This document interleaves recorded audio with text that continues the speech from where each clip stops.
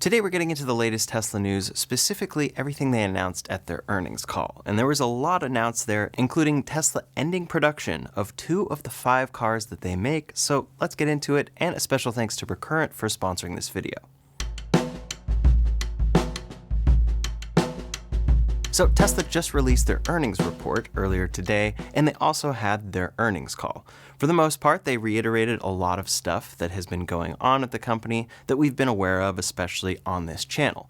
But they reported a $4.4 billion GAAP operating income in 2025 with $1.4 billion in Q4. On top of that was an operating cash flow of $14.7 billion in 2025 and $3.8 billion in Q4 specifically. Now we'll get into a summary of what happened throughout 2025 and what they plan to do in 2026 in a second.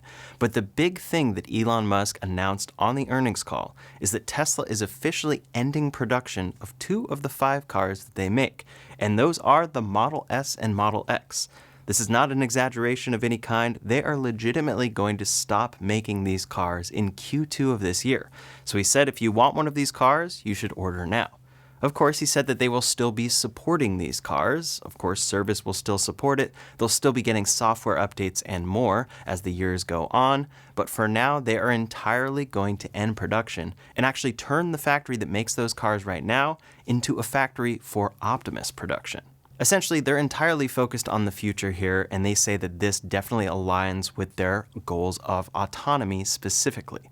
Also, this is the only factory that makes these cars, so it makes a lot of sense. They've scaled up the Model 3 and the Model Y over multiple factories across the whole world. These cars still only come out of Fremont, even if they're going to other markets. Now, of course, this is sad to a certain degree because this is really the car that started it all, specifically with the Model S back in 2012. It's what brought them from a very niche company to a company that actually builds a lot of electric vehicles. And that program helped them launch the Model X, which then helped them launch the Model 3. The Model 3 was, of course, the big moment for them, and then the Model Y took it to the next level. Today we have the Cybertruck as well, which hasn't sold as much as Tesla would have hoped. But for the future, they're looking forward to autonomy, and these cars just don't make that much sense for them to continue making. I mean, when you look at the scale of sales with the Model S and X, specifically broken down, compared to the Model 3 and Y, it really just doesn't make sense. And I've actually been predicting this for a very long time. So yes, it's slightly sad, but when you look at things like the Model X compared to the Model YL, once that comes to the United States and is an option to buy side by side, it really just doesn't make sense. It does have a lot of cool features, and people will be disappointed to see those gull-wing doors go away, but it also had a lot of issues and a lot of quirks to it.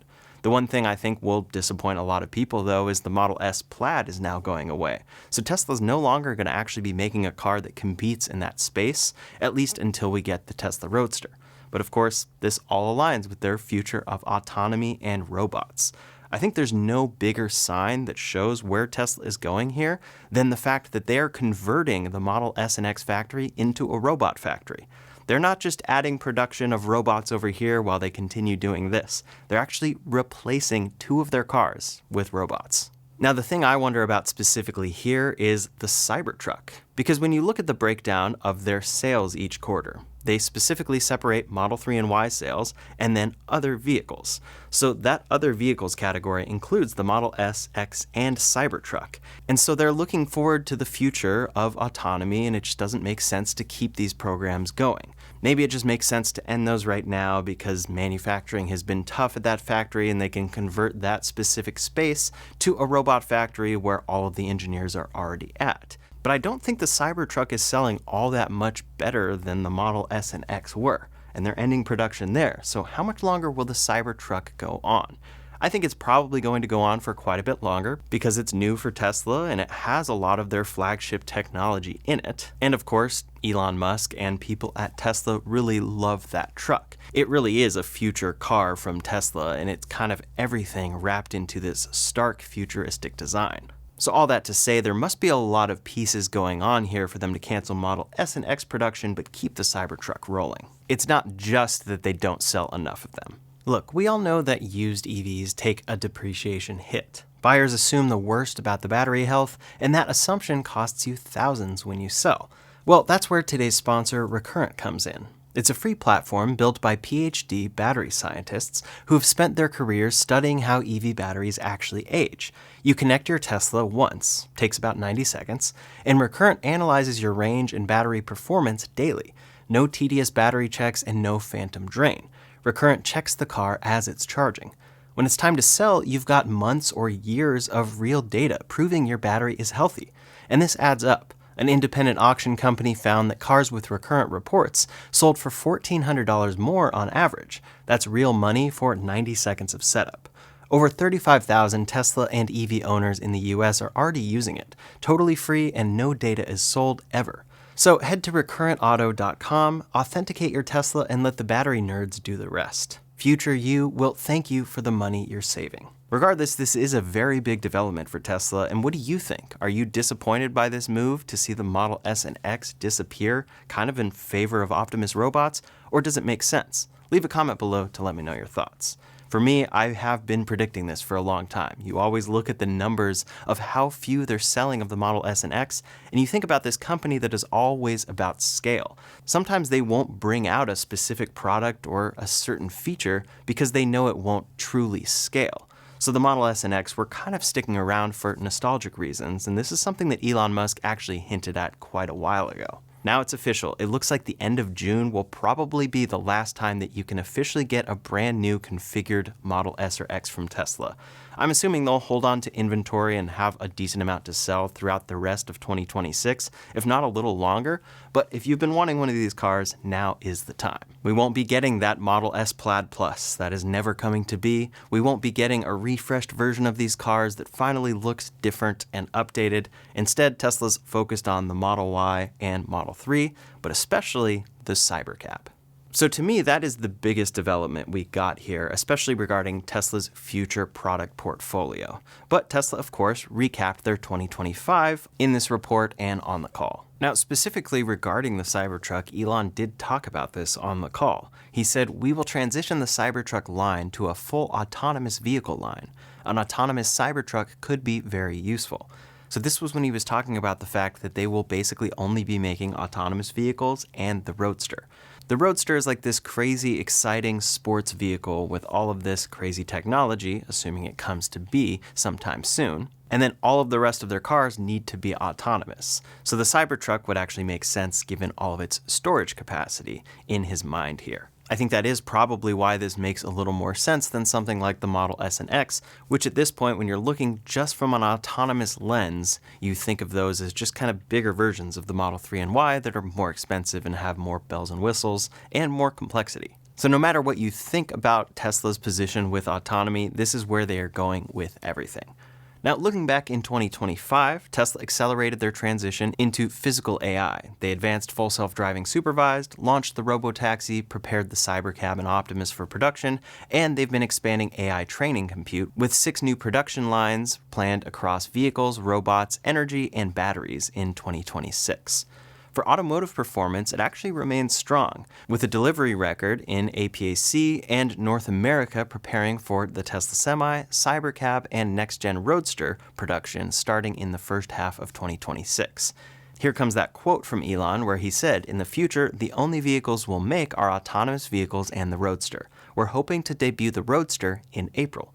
So that is some big news for the Roadster. Originally, they were saying the end of last year would come that first demo. Now it seems like that will come in April, I think, if we're lucky. Now for cars, quote, "While automotive sales declined sequentially, gross margin, even when excluding the impact of regulatory credits, improved." So this is a good sign there. It's not always just about the sales numbers for Tesla specifically. For energy generation and storage, they hit record levels, including the highest quarterly storage deployments, $1.1 billion in gross profit for a 5th consecutive record quarter. MagBak 3 and MagBak production started in Houston, and the Powerwall VPPs saved homeowners over $1 billion in 2025. Robotics and AI infrastructure scaled with Optimus Gen 3 planned for an unveiling in Q1. Production then is targeted by the end of 2026 at up to 1 million robots per year once that truly scales. Cortex 2 is under construction as Tesla plans to more than double their AI training compute in Texas in early 2026, and they officially announced that AI5 production will start in 2027. So now looking into the future, that's their planned production timeline there, and they detailed this specifically, saying, development of our in-house custom-designed AI5 and AI6 inference chips for autonomy progressed during the quarter, with production planned for 2027 and 2028 respectively. We are targeting a 50x improvement in performance for AI5 relative to AI4 thanks to 10x raw compute, 9x memory capacity, and 5x hardened block quantization and softmax function, the latter enabling efficient low-precision computing without sacrificing model accuracy. They also invested or are investing $2 billion into Elon's company, xAI. For FSD subscriptions specifically, these more than doubled in 2025, and they exceeded 600,000 paid Robotaxi miles with expanded driverless testing there. They also announced major advances in their 4680 battery production and their lithium refining. So regarding those FSD subscriptions, quote, monthly subscriptions to FSD Supervised continued to grow sequentially and more than doubled in 2025, and they actually announced for the first time that to close out 2025, they had 1.1 million active FSD users. Now that includes subscriptions and purchases, and it's growing each year, as you can see here, but it seems like 330,000 of those are the people paying monthly. That will probably grow quite soon here when they eliminate the purchase option altogether. Now, for the Robotaxi specifically, they detailed the status of each location they plan to launch this network, and we now know where they're planning to launch. The San Francisco Bay Area is currently labeled as a safety driver, Austin, Texas is labeled as ramping unsupervised, and then they plan to launch Dallas, Houston, Phoenix, Miami, Orlando, Tampa, and Las Vegas in the first half of 2026. As of yesterday, they are also running FSD unsupervised in Austin, Texas without a follow car. So this actually does confirm my speculation that they had a follow car previously with these unsupervised rides. Now, what I find very interesting is they're shifting back finally on 4680 battery cells. Remember back in 2020, they announced 4680 battery cells, and this was supposed to be a very big deal for the Model Y coming out of Giga Texas and Giga Berlin. From the get-go, it was supposed to be that the Model Ys made there would use these cells, but then they kind of backtracked on that whole plan. But now they're saying, we have begun to produce battery packs for certain Model Ys with our 4680 cells, unlocking an additional vector of supply to help navigate increasingly complex supply chain challenges caused by trade barriers and tariff risks. We now produce dry electrode for 4680 cells with both anode and cathode made in Austin. We expect both domestic cathode material in Texas and LFP lines in Nevada to begin production in 2026. So along with that, they're now specifying installed annual capacity for AI training compute and battery manufacturing. Most of these things are in construction or early ramp phases, but for the 4680 specifically, it says capacity is 40 gigawatt hours annually.